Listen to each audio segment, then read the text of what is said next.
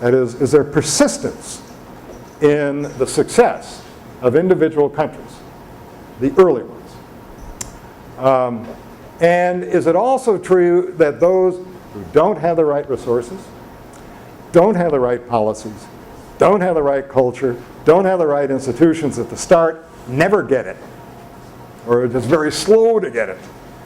So the bad start persist and the good start persist over time? Well, the results are pretty interesting. My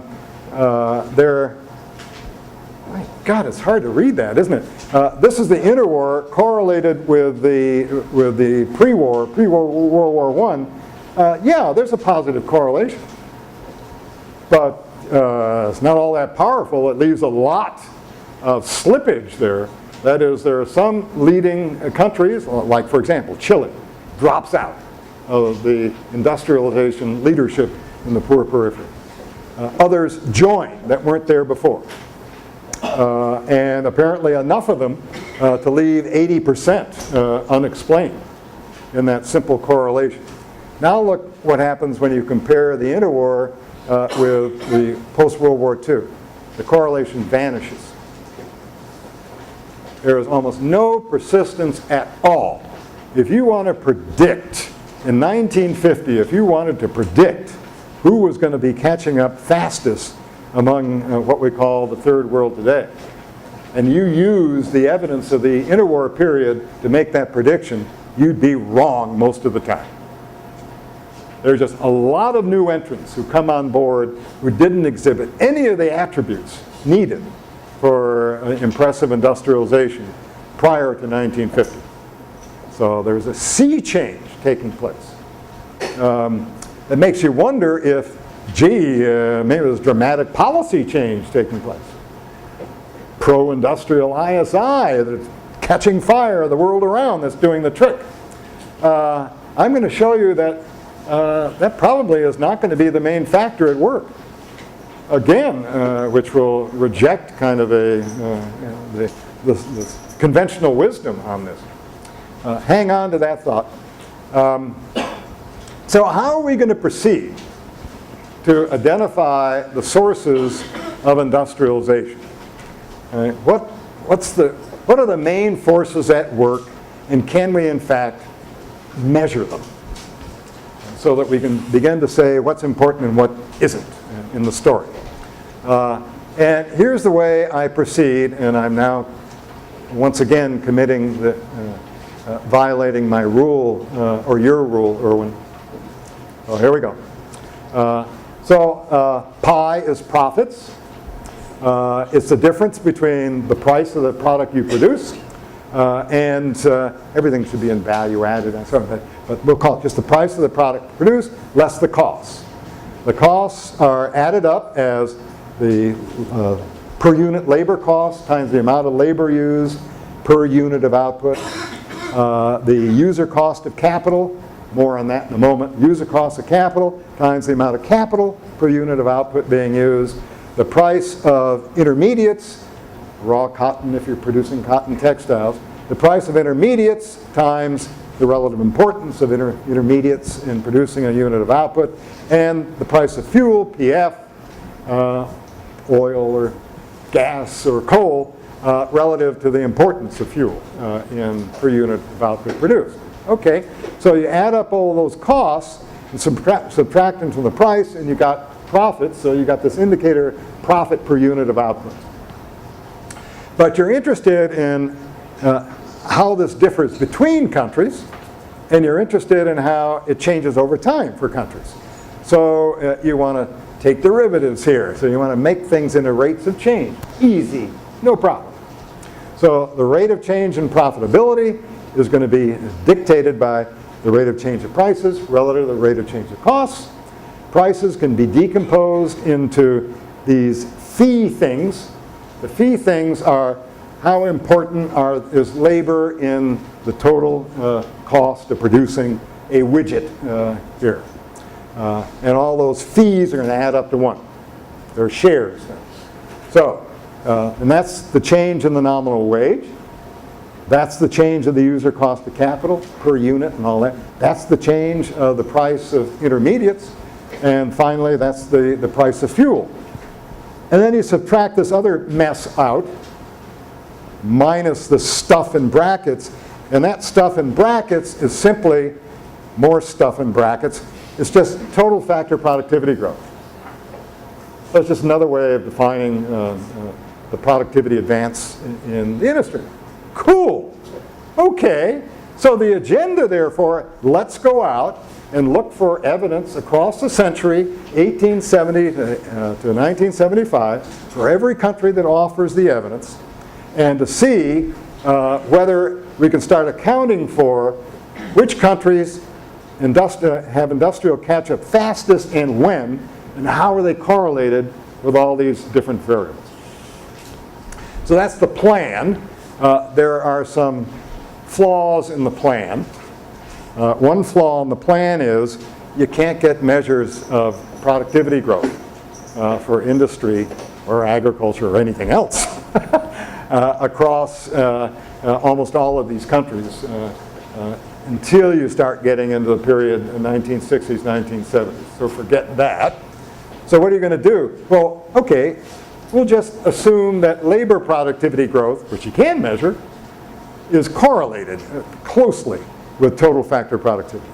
And if we assume that, we'll make some progress. But we have to assume that because we just don't have the total factor productivity growth. Okay, great. So here we go. Let's proceed.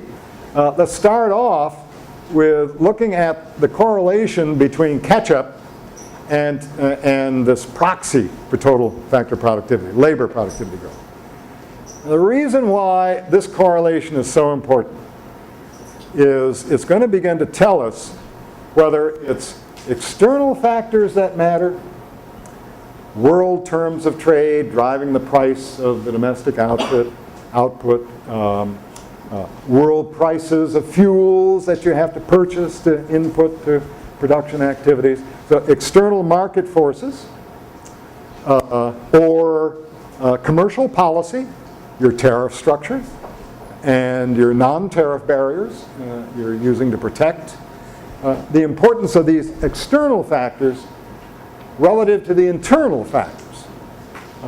That is what entrepreneurs do on the shop floor, how clever they are in introducing the new technologies from abroad, but modified for local use.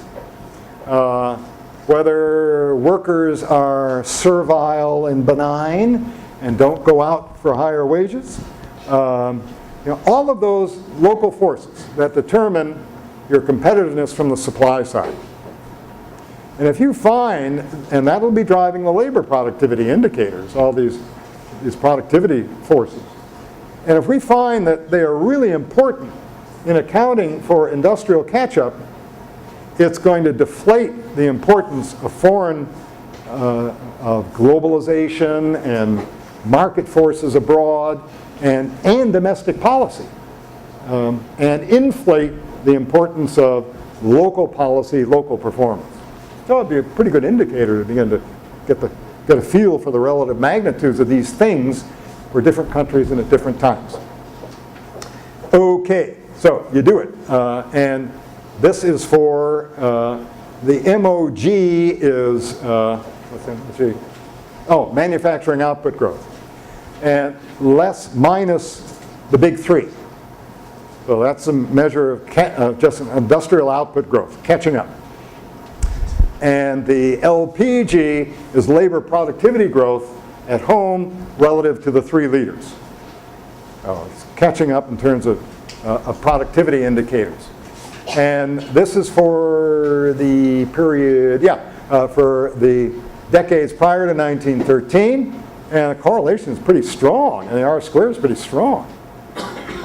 Local productivity performance matters a lot in influencing your competitiveness. Not cheap labor, not world market conditions. A lot of it's just these domestic conditions. And the correlation is, in fact, lowest there. Here's what it is when you look at the period, interwar period. it goes up, bigger number, R squared is bigger. And when you go to the post-World War II period, it's huge. The vast majority of industrial catching up performance is being driven by productivity improvements at home. Forget ISI, forget world market conditions, all that stuff. It's whatever's driving domestic labor productivity that's doing most of the work.